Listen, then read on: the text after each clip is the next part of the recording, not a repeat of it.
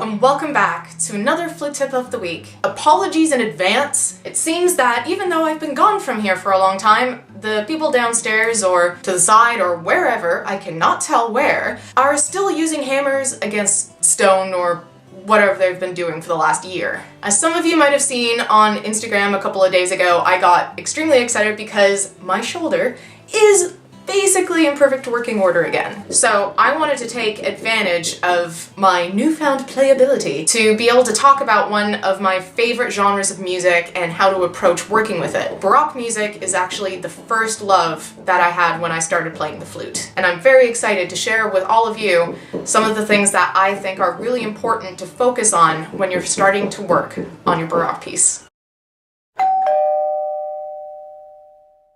Approaching Baroque music analytically allows you to express yourself more accurately. I know that expression and analysis don't always seem to have a very good connection. However, when it comes to interpreting period pieces, it's extremely important to take into account the history of the music, the history of the composer, and of course, what time period you are representing. Now that we play on modern flutes where we're able to use a lot of vibrato, able to have very strong low notes, we can sometimes lose track of where everything started. And some people, depending on who you are performing to, might have a very traditionalist approach to Baroque music, where they hope that you will use minimal vibrato, if any at all, have a more hollow tone, and perhaps have a slightly narrower dynamic range so that you can more accurately imitate the sound of a Baroque instrument. Others might go to the other extreme and do a modern flute telling of these pieces, where you use lots of vibrato, a large amount of dynamic contrast, and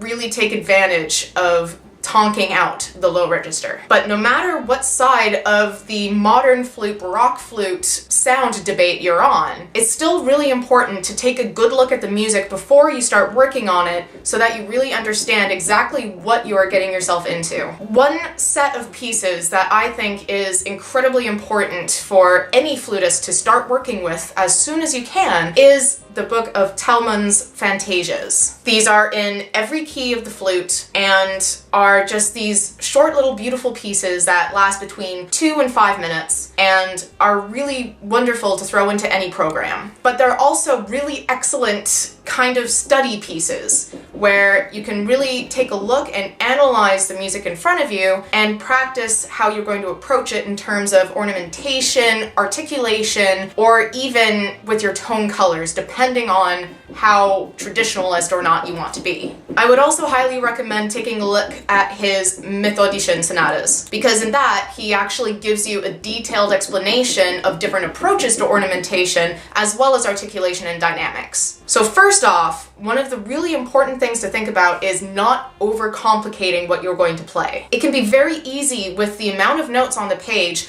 to lose yourself in the runs in front of you or get overly wrapped up in interpreting every single note you play. While each note is important, the biggest part of solo and single line instruments in Baroque music is understanding the harmonic progression and using the harmonic progression and harmonic rhythms, so the rate at which the chords will change, gives you a better chance of having a more structured game plan when you're going to be doing any kind of interpretation of any Baroque piece. So that instead of having a whole whack of notes that you need to figure out how to make each one slightly different or interesting, you have little blocks of information that can have their own small contrasts just depending on the color of the chord you're playing. The piece that I'm going to use for demonstration today is my favorite of the Fantasies by Tellman, which is his third one in B minor. So I'm just going to play the first couple of lines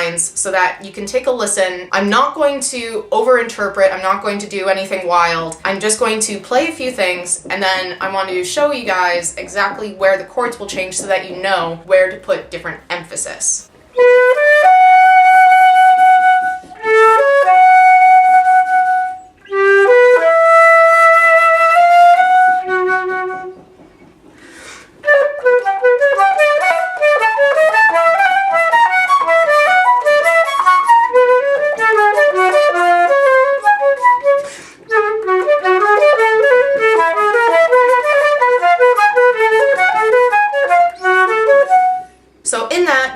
have the first few bars that are a largo section, and then, as was obvious with the tempo change, it goes into a vivace. When we started in the largo section, it was very obvious where we had the chord changes because it was simply the triads, the arpeggios, that were being played. But then it was in the vivace section where things started to get quite a bit faster with more notes in between these progressions. And so that's why it's really important to think about the exact emphasis you're putting on, not necessarily in terms of accents and vibrato, but more of the weight of the note. Instead of hitting a note to indicate that you have started a new chord, it's more about having a little bit of pressure under it so that you can have a bit more of a launch towards the next progression. So, for instance, when changing between chords, I could make it as obvious as this.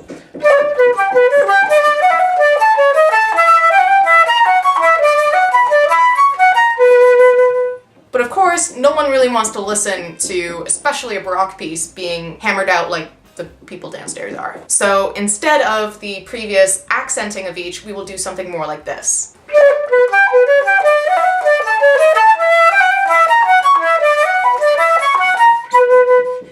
Where it's more of a slight stretching of the notes and slight slowing down and give and take within the beat, as opposed to just whacking out the tonic or dominant or whatever that is indicating that we have changed chords. This also gives you a little bit of freedom to be able to have a little bit more motion within the beats, because instead of worrying about the connection of these 3 or 4 notes with these 3 or 4 notes, you're thinking about this chunk of information in B minor compared to this chunk of information of E minor. Next, what's really important is articulation. A lot of Baroque music has no articulation written in at all. In terms of the composer's preferences, they would typically trust the performers to be able to put in the articulation in the correct places. And really, it was when they didn't really have any trust in the musician's abilities where they would start to do more detailed writing of articulation.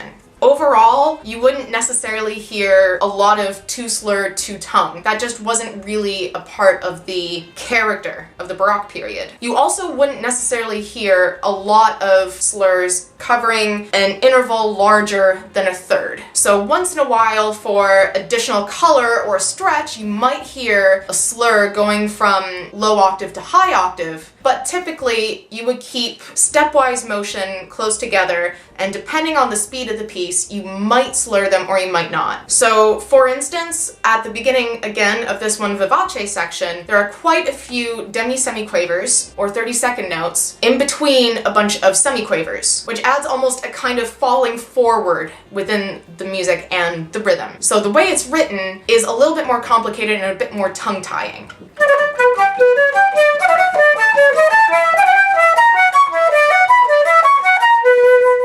And while you might throw some articulated demi-semiquavers in once in a while just to add a little bit more emphasis, it would be more characteristic to slur that group of 2.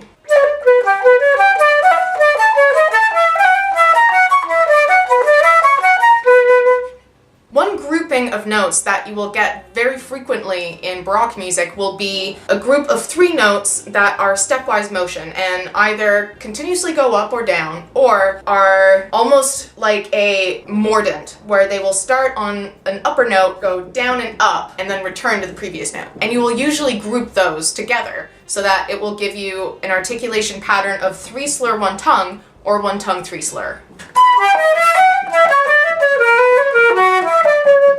Really, you just need to think about not overcomplicating in Baroque music. So if you find that you're throwing in a lot of different patterns of articulation, or you're doing everything tongued, then you might need to sit down and take a look and, again, look for the harmonic progressions, or see if you have tones in patterns like I just described, 3 in a group, either going up, down, or returning to the previous note, where you're going to be able to use that as a break for your tongue, as well as a kind of landing point that might indicate a transition to a newer section of the music. One thing that comes along very frequently in Baroque music is the repeat sign. What's really important about repeated sections in Baroque music is this is the time where the performer is allowed to have extra ornamentations added. You wouldn't necessarily necessarily want to do this in a section where there are already a lot of notes. So in that case, in the repeated section, you might just change up the articulation so that it has a different sense from the original. But otherwise, you will have sections that are repeated where it's more of a skeleton than a fully written out ornamentation network. For example, in the last little allegro section of the Fantasia in B minor, you have a 6/8 section, which is basically all quavers, and then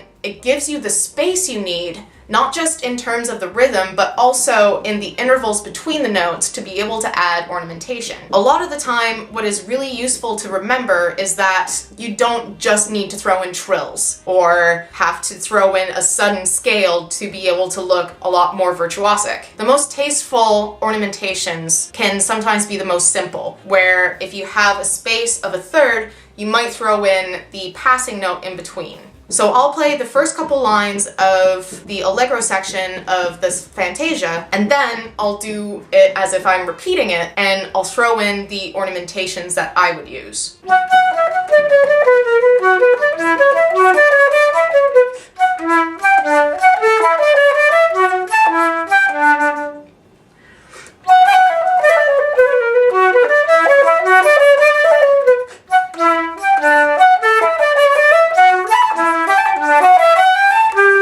So in that, not only did I use passing notes in groups of thirds or some little trills or turns, but I also used different groups of slurs to have just a little bit more contrast from the original instead of just throwing in a whack of extra notes. I can't say it enough, simplicity is your best friend in Baroque music. Finally, the last thing that I want to mention is what I call the rule of threes. Especially in music by Bach, you will see a small section of either a rhythmic motif or a melodic motif that will be repeated 3 times. And then it will go into a new direction. Often what will happen, especially if it's right on the 3rd repetition, is that there will be one key difference that will indicate that you're about to move on to perhaps a more complicated section. This also gives you a really good opportunity to throw in a bit more of a dynamic or color contrast. So again, that tip was approaching Baroque music analytically allows you to express yourself more accurately. I hope you find this week's tip helpful. It's always nice to kind of go on a music rant. Again, I'm really sorry about the sounds of the hammers everywhere. I really wish that I knew exactly which apartment it was, because it's been almost a year. I'll see you all next week. Flute happy, Baroque happy, and definitely play Tellman's Fantasias.